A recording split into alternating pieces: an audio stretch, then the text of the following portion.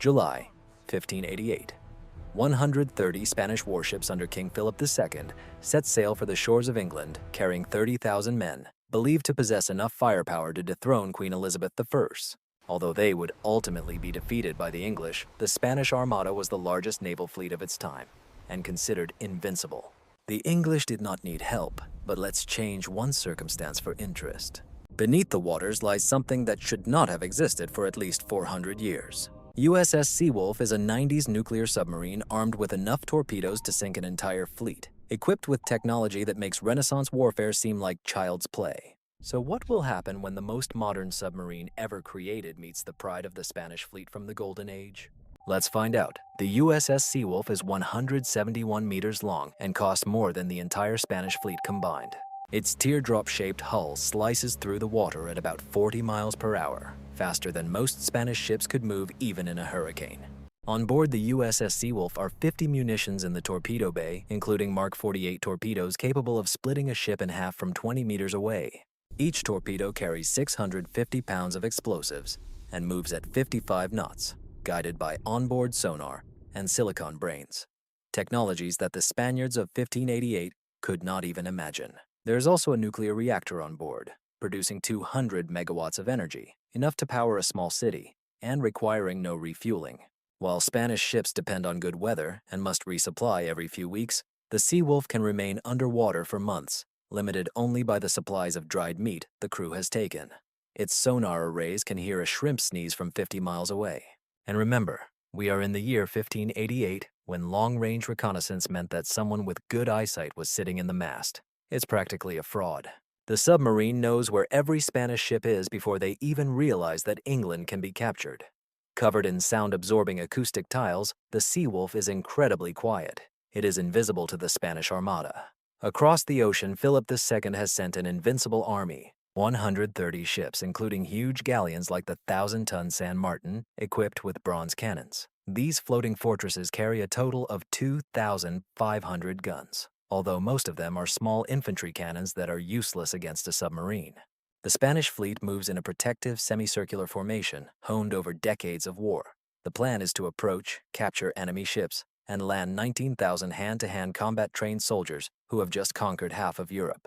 The wooden colossus is led by Duke Medina Sidonia, a competent administrator who suffers from seasickness and has never commanded a fleet before, as Spain seems to think that invading England is a good opportunity for gaining experience. In support of the Armada stand the finest sailors and soldiers of the Spanish Empire.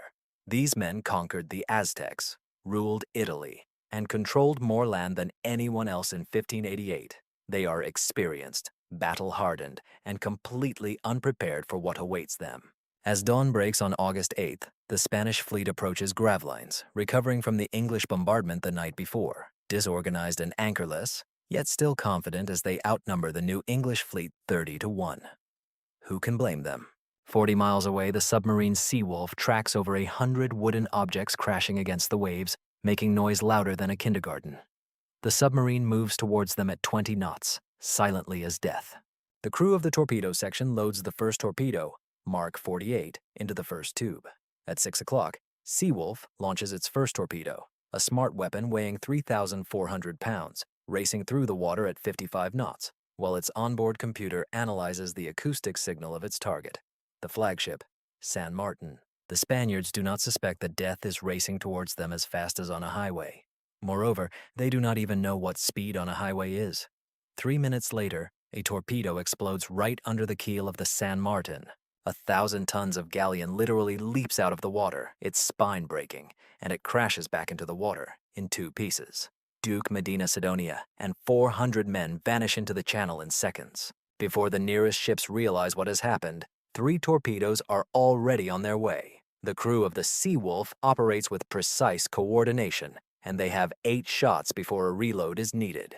Spanish captains see their flagship explode from below without warning and without a visible enemy. Some scream about sea monsters, others fall to their knees in prayer. A few more perceptive ones begin to swim in the opposite direction. The submarine deliberately targets the largest and noisiest ships of the fleet, command vessels, and transporters. Every 3 minutes a new torpedo is launched, and every 3 minutes another Spanish ship ceases to exist. It's hard to even call it a battle. In an hour, 15 large Spanish warships vanish, erased from the face of the earth. Thousands of men who woke up with hopes of conquering England now ask their ancestors if they know what happened. The surviving Spaniards try everything. They shoot cannons into the water, which is essentially like throwing stones at a ghost. Some throw barrels of gunpowder overboard, hoping to hit the demons lurking below. One desperate captain orders his men to stab the ocean with pikes. It ends just as you might expect. The famous semicircular formation of the Armada is breaking apart faster than New Year's resolutions. Ships collide, trying to escape. The captains order to raise the sails full speed north, south, anywhere but here. The most disciplined naval force in the world turns into a panicked crowd. But even death machines traveling through time have their limits. The Seawolf carries 50 torpedoes, not 130. After 30 torpedoes have been used to destroy the core of the Armada, it needs to be more selective. The crew targets the ships with munitions, creating spectacular fireworks as the powder magazines detonate. By noon, what began as an invasion turns into a retreat. Spanish ships scatter in different directions, some heading to the Netherlands, others to France. Most just want to go home and forget this horror. A submarine pursues the largest group fleeing north, occasionally launching a torpedo to remind them that the ocean now hates them. Spanish morale is collapsing. When sunset arrives, the Spanish Armada ceases to exist as a fighting force. 30 ships are confirmed sunk. Another 20 are on their way, while the rest are fleeing. The channel is cluttered with debris, barrels, and many very tangled or very dead sailors. Spanish survivors who made it home tell incredible stories of explosions from below, invisible demons, and England's pact with the devil himself. The Inquisition is likely trying to turn to Satanism to make its own pact. Simply put, they will never understand what happened. Spain no longer attempts to organize a large-scale invasion of England, not because it cannot build more ships, but because sailors literally refuse to enter English waters. The cursed channel becomes a constant psychological barrier. King Philip II dies, convinced that God has abandoned Spain, and the devil has conspired with Protestant England. Dad issues several bulls condemning some hellish weapon used by the English, which is awkward since the Armada was destroyed before England knew of its approach. England's naval reputation soars to the heavens without firing a shot, and the British Empire gains a 400-year head start in maritime dominance.